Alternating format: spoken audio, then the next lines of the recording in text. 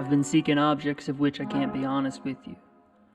I've been kept up with sleepless nights and I can't seem to find the issue. As the day breaks, I shake myself up and let the depression sift through. I take a deep breath and promise myself that I don't miss you. It's a numb issue that I can't get through, like a bad magazine that you just flip through. Is God really writing these days that we get to live through? Do we have to exist with pain, or is it just a misuse of the freedom that He gives you? I use these eyes because I have to. But more than 2 times, I've used both to tell 2 lies looking back into my life with mistakes and changes and things that I should do. Talk about a misuse. Is this how you become 23 with a heart of confusion and trust issues? Is it on you or not true? Can we shift the blame and change the name of this identity that I use?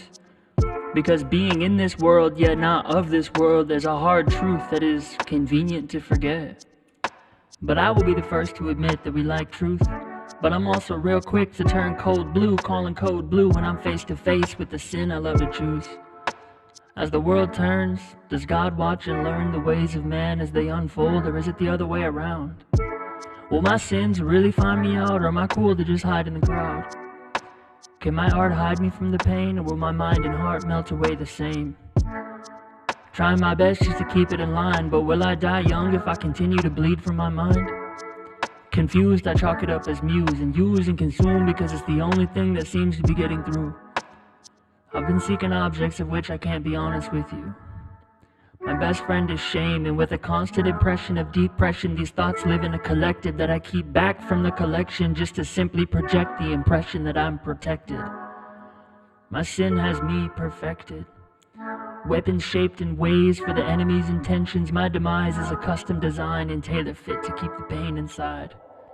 How could I ever expect to seek and you will find?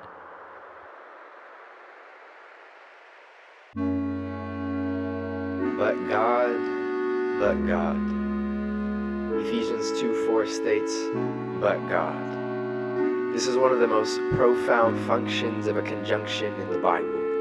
A 3-letter word that invites God's vision. The infinite became infant. A 3-letter word that takes man's ignorance and God's mission and divides the difference.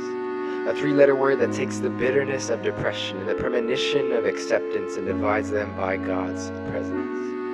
A 3-letter word that has so much weight. A 3-letter word that we can easily read past. Please do not read past wait. This is one of the greatest short statements in the history of human language, but God.